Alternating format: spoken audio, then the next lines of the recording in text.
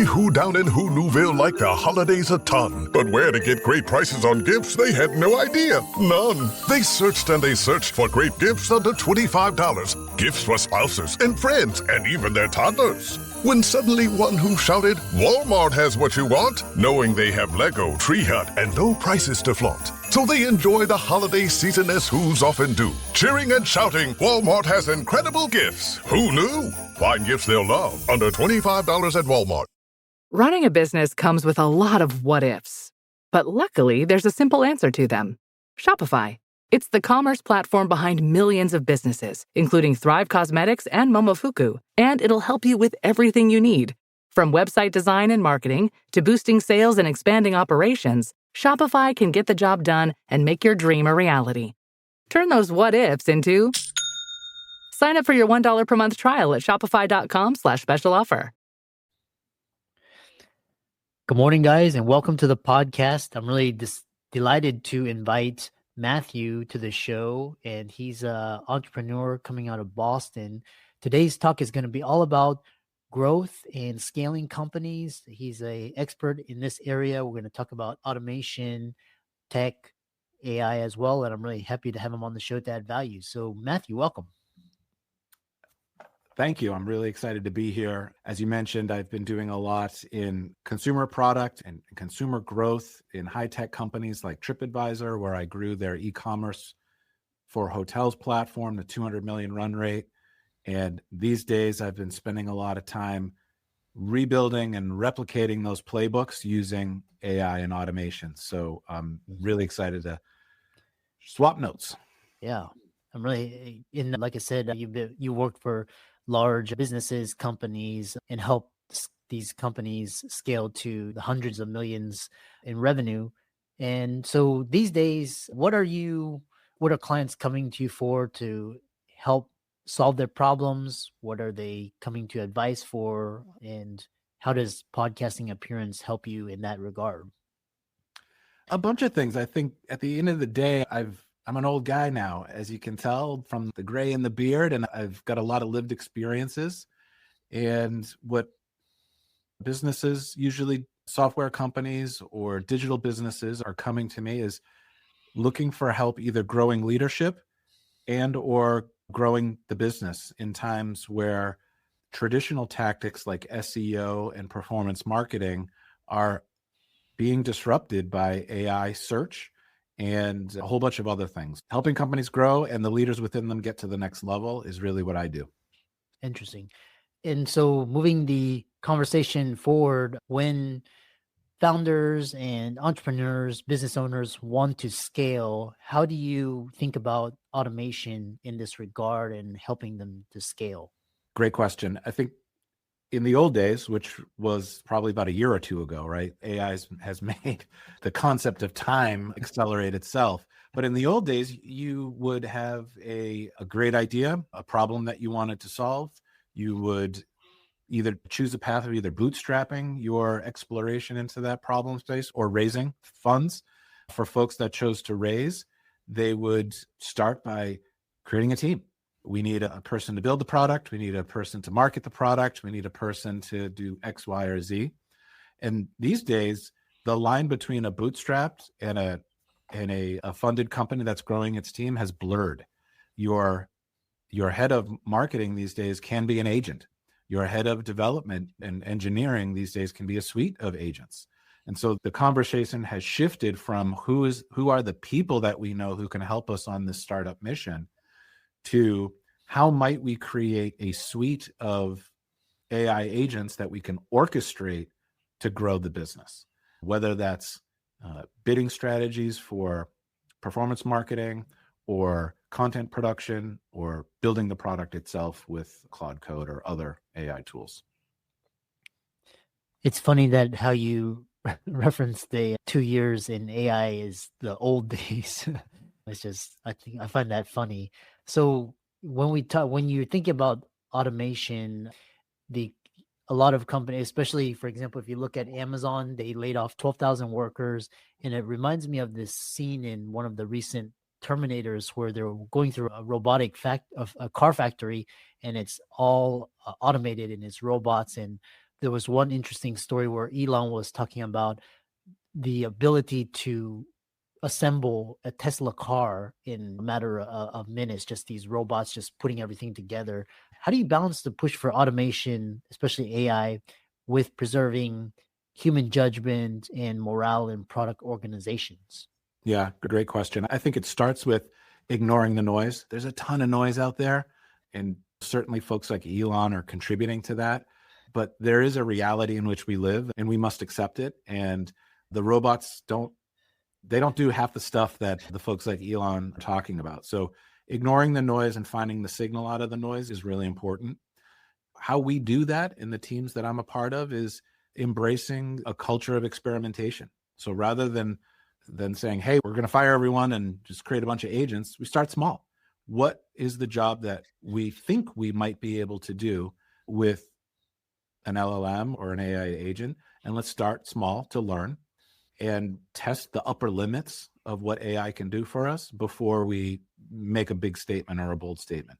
And quite honestly, I think my personal opinion on the matter, for what it's worth, the big companies, the FANG companies like the Amazons of the world who are laying off massive amounts of people, stating that it's a COVID response or an AI response, there's some things to accept about that, and there are some things that are probably not.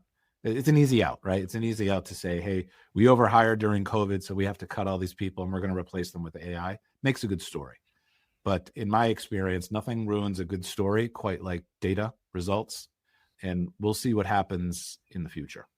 I personally predict that there'll be a lot less bodies being hired in order to scale businesses. So it'll be like a hiring growth problem, not so much a we don't need you anymore and we're all out on the street looking for work because the robots have taken our job. That's what I see happening. And if that proves to be true, it could be another golden era for startups. The barrier to entry in your startup will be a lot lower. And that startup could be something big, like a high-tech company that I'm used to, or it could be something small. Many people want to start their own businesses and see that as a path to independence, whether it's financial or otherwise form of independence. And nowadays we have more tools at our disposal to make that a reality. Interesting. Yeah, there's a lot of question about the future of work, and it's interesting how the question of what's going to happen to the people that are displaced. Obviously, people say that it's a human touch is very important. The reality is, when you look at it, people are going to lose their jobs, and what's going to happen to those people? For example, Uber, Lyft, DoorDash, even truck drivers. Now Tesla's coming out with autonomous trucks that can deliver things. The next question I have for you is Mark Zuckerberg recently stated that he's going to start using AI to replace software engineers and encoders. So how do you see the role of culture evolving when software teams are again going to get displaced and they're scattered, remote, and under pressure to deliver fast? I still see the near future, let's say 2 to 4 years out, as AI enabling existing engineers to go faster and be more efficient. That's how I see it playing out in reality. The decision to not hire entry-level engineers because that is the skill set that's most easily replaced by AI has already started to prove its inevitable failure. Without junior engineers, how do we get senior engineers 5 to 10 years later? So I think it'll be about less hiring. We won't see these great kind of swings where Amazon and the FANG companies and Meta go out and hire every last computer science engineer that graduated in the US and beyond every single year, only to let them go 2 years later when some of their large corporate bets don't pay off, like the metaverse or what have you. And instead, what we'll see is I believe, more responsible hiring, more hiring of and training both at the undergraduate level as well as at the corporate level of enablement of AI development. Human in the loop is absolutely going to be, in my opinion, part of the environment or the ecosystem for the next couple of years. And again, I see it as, hey, if there are more comp sci folks out there, more engineers, more tech folks, because Meta's not hiring them all, that is actually a boon to the rest of the pyramid, right? If you consider FANG companies as owning all of the resources, which they often do, and now that starts to be less of a competitive factor to mid-market companies like a TripAdvisor was. TripAdvisor was not and is not a very large company by comparison. But yet when I was there, we were competing on salaries with these FANG companies. And that really hurt our growth. So I see AI as a way to democratize talent and make it more efficient. Democratize talent acquisition, I guess is what I really meant to say. The next question I have for you is, because we've been talking a lot about tech and startups, but what about, for example, industries that are already established? For example, healthcare, it's this big behemoth, and just costs are just skyrocketing, and AI and automation are here to destroy the waste and the excess and the inefficiency. So learning from the lessons that you learned from scaling TripAdvisor and EverQuote, how do you take these lessons and apply them to big behemoth industries that are ripe for disruption, such as healthcare? I think the thing is to watch out for. The watch out is that certain industries are heavily regulated, and certainly that is the medical industry. So bringing AI and any kind of disruptive technology into an unregulated big business is a lot easier than changing it in healthcare. I am not a health tech guy. I don't have a ton of experience in it. The little experience I've had in that space has taught me to stay away because of how complicated it really is. But in industries like health, where you have an energy as well, I spent some time in an energy business, you have large established incumbents with incredibly deep entrenched infrastructure.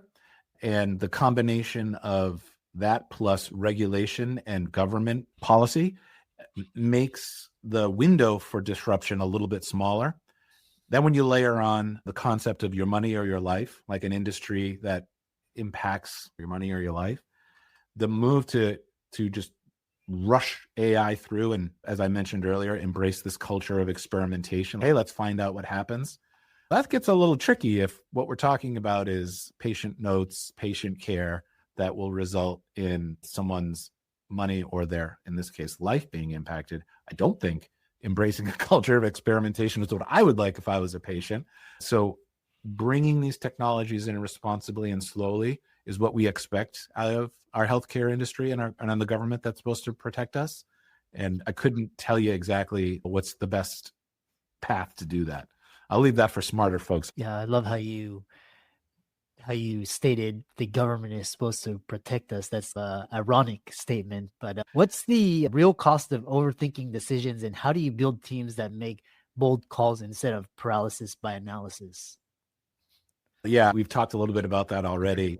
The creating a culture where experimentation is not only accepted, but is the norm, and embracing this culture of the experiments that we make are in the pursuit of learning what will happen. These are important ingredients to enabling folks to try new things. I've been part of teams recently that still see AI and LLMs as a thing to avoid because it's cheating, right? Oh, I didn't write the spec myself. I had AI write it.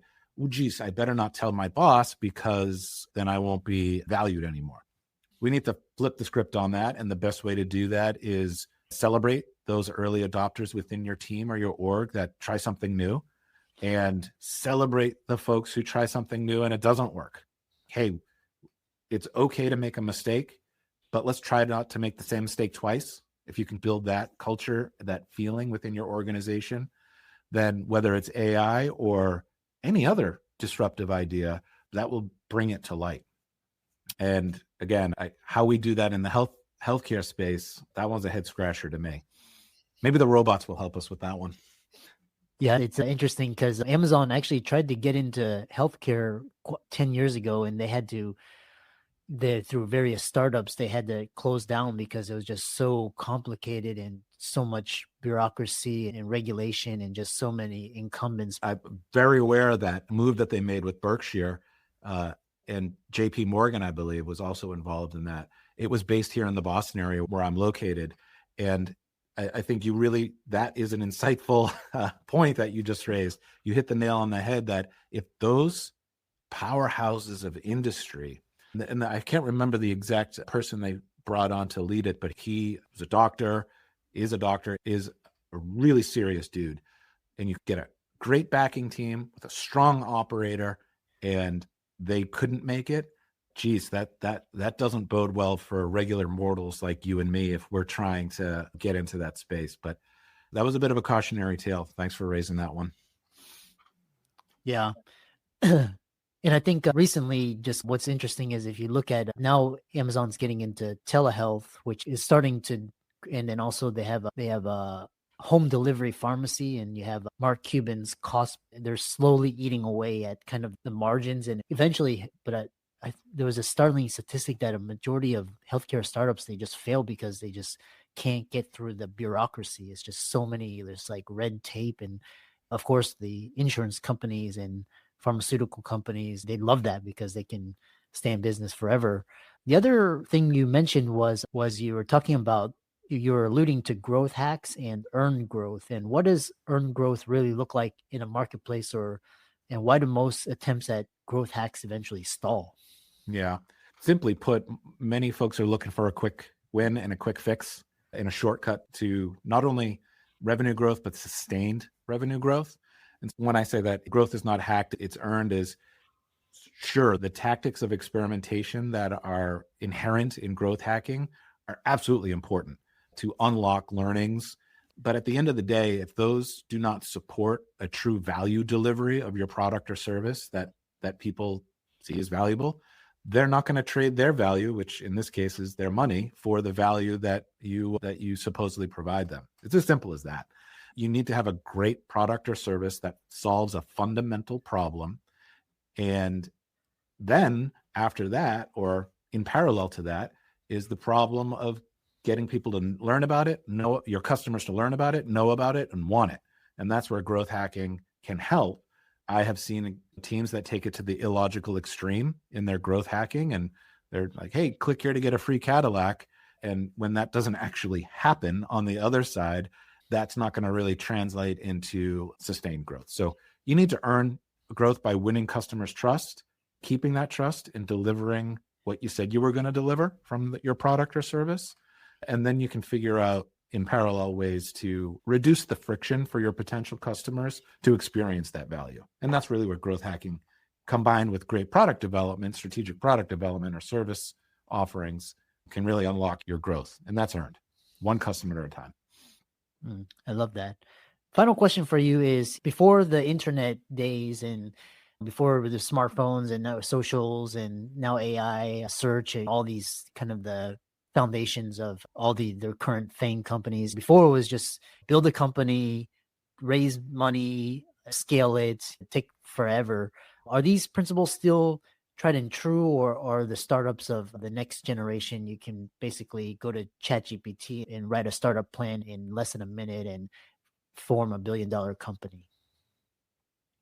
But I think both could be somewhat true at the same time. If we look at AI as a tool to, in this particular case, a ChatGPT or a chatbot as a mechanism for helping a founding team organize their thoughts, unlock a little bit of efficiency in creating pitches, proposals, emails, decks, whatever, what have you. Sure, that's the case. But there are absolutely some startups that require capital. I don't think that there is a world where there is no such thing as a highly capitalized early startup. It really depends on what problem is you're trying to solve. For startups like, let's say, a listings website, such as an Angie's List or a Thumbtack or even a TripAdvisor, I think those companies are ripe for disruption. They're taking information that widely exists, usually on the internet, and kind of packaging that up in a low friction way to help buyers find the solution they want. But there are other startups working on things like precious metal extraction, rare earth metals extraction processes that you can't use ChatGPT to do that. So hard tech is, I think, what those are referred to. Hard tech will require a similar kind of playbook to the playbook of old, and it'll actually probably deliver much more value on the other side if we can solve these hard tech problems. Interesting. How can people connect with you and learn more from you and connect with you? Yeah, absolutely. Thanks. You can always find me online. I'm at MatthewMamet.com, and also I'm on LinkedIn. And I love having conversations like this. And so feel free to reach out if you're interested to follow up with more, and we can take it from there. Appreciate you having me on the show. Yeah. Thanks so much for coming on, and I enjoyed this conversation. Same here. Have a great one.